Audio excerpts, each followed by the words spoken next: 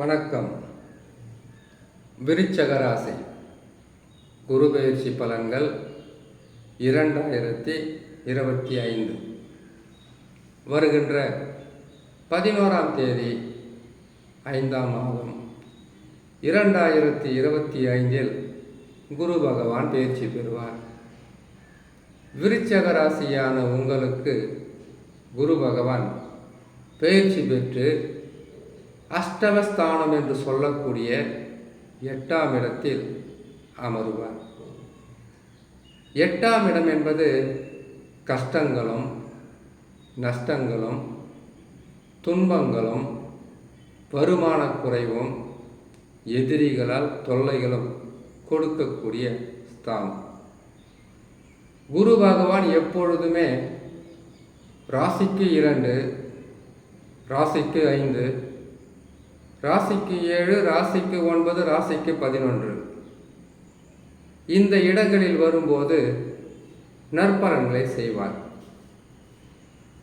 மீதமுள்ள ஜென்ம ராசி, ராசியிலிருந்து 3ஆம் இடம், ராசியிலிருந்து 4ஆம் இடம், ராசியிலிருந்து கணக்கிடும்போது 6ஆம் இடம், 8ஆம் இடம், 10ஆம் இடம், 12ஆம் இடம் இந்த 7 இடங்களில் வரும்போது பாதக பலன்களை தருவார்.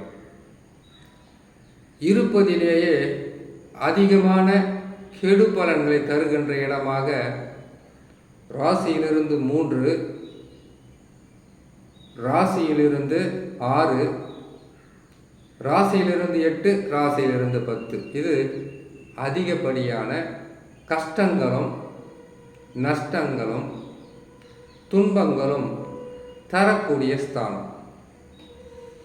இந்த இடத்திற்கு குரு பகவான் வரும்போது ராஜ கிரகங்கள் 4 கிரகங்கள்: குரு, சனி, ராகு, கேது. இந்த 4 கிரகங்களில் ஒரு கிரகம் பாதகமாக இருந்தால் பெரிதளவு அவ்வளவு துன்பங்களை கொடுக்க முடியாது. இதுவே குரு பகவான் பாதகமாக இருக்கும்போது சனி, ராகு, கேதுக்கள் பாதகமாக இருந்தால்தான் வாழ்க்கையில் பல வகையான நஷ்டங்களை கொடுப்பதற்குண்டான வழியாக இருக்கும். இந்த 2025 முதலில் சனி பகவான் பெயர்ச்சி பெறுவார். விருச்சக ராசியான உங்களுக்கு அர்த்தாஷ்டம சனி விலகியாச்சு. ஒரு கிரகம் சனி பகவான் அர்த்தாஷ்டம சனியிலிருந்து விலகி நற்பலன்களை தரக்கூடிய ஸ்தானத்தில் அமர்ந்து விட்டார். அடுத்தது ராகு, கேது. ராகு பகவான் இது 2025 பெயர்ச்சி பெற்று உங்கள் ராசிக்கு 4ஆம் இடத்தில் அமர்வார். இது பாதகத்தை செய்யும். கேது பகவான் 10ஆம் ராசியில் அமருவார். இது நன்மைகளை செய்யும். கேது பகவான் 10ஆம் இடத்தில் அமருவது பெரிய நன்மை சொல்ல முடியாது. இருந்தாலும் இந்த இடம் கெடு பலன்களை தராது, அதிகப்படியான நற்பலன்களும் தராது. இப்போ 2025 4 கிரகங்கள் பெயர்ச்சி பெற்றால் சனி பலம், கேது பகவான் பலம்.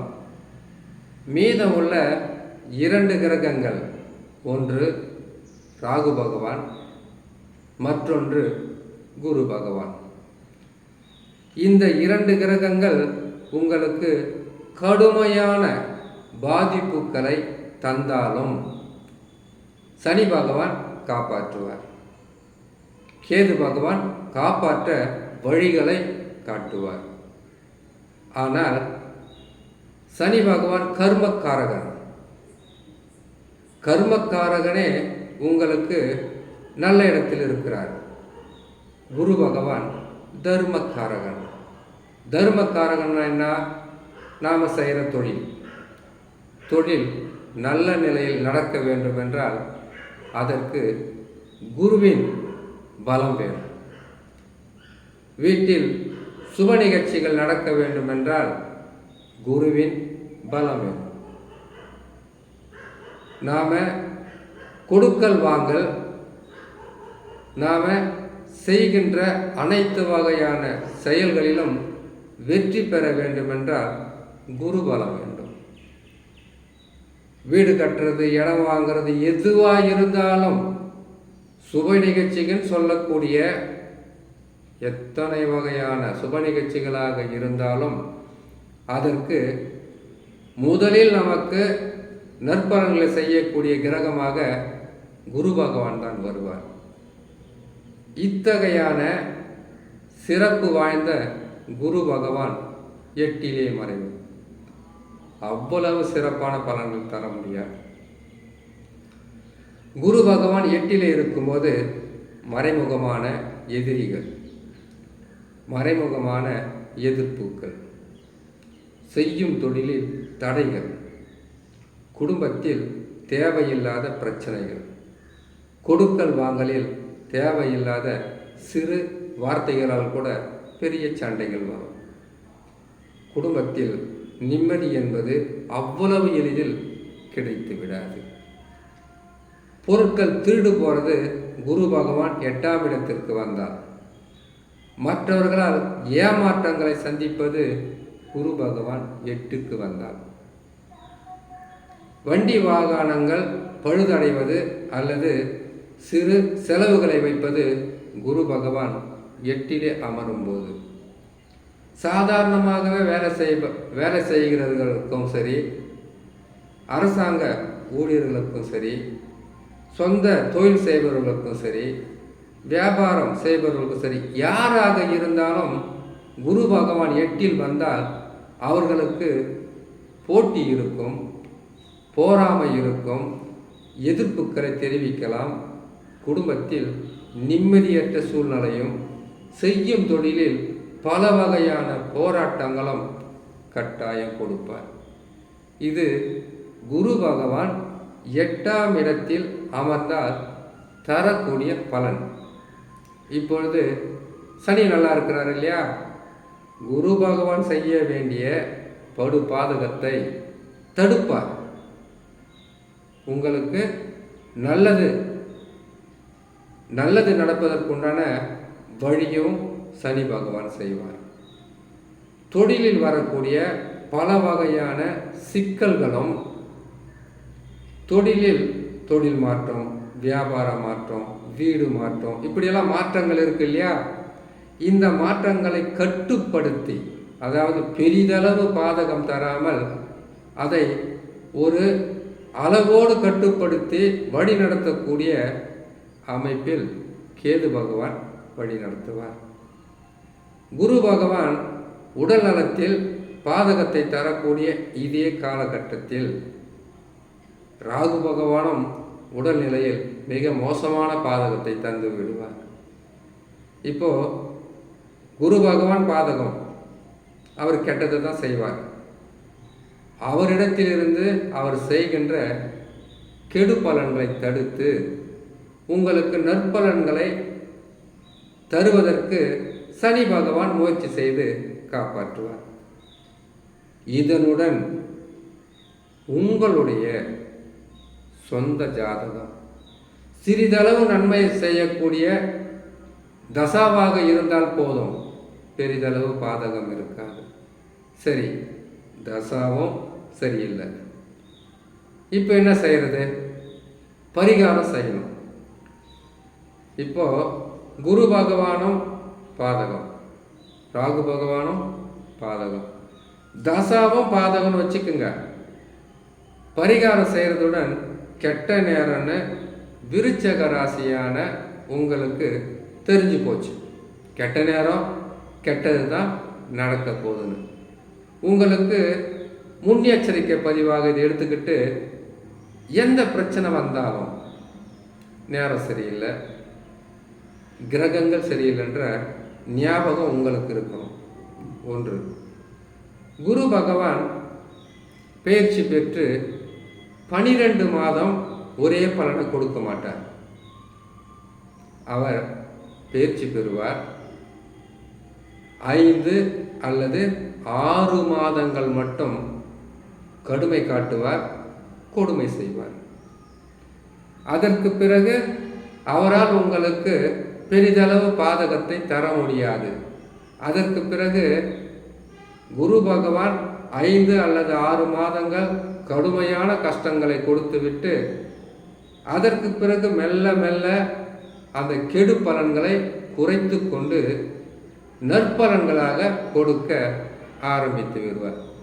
இப்போ நீங்கள் எத்தனை கிரகங்கள் பாதகமாக இருந்தாலும் சரி, ஒரு 5 அல்லது 6 மாதங்கள் மட்டும் விருச்சிக ராசிக்காரர்களான நீங்கள் பொறுமையாக இருக்க வேண்டும்.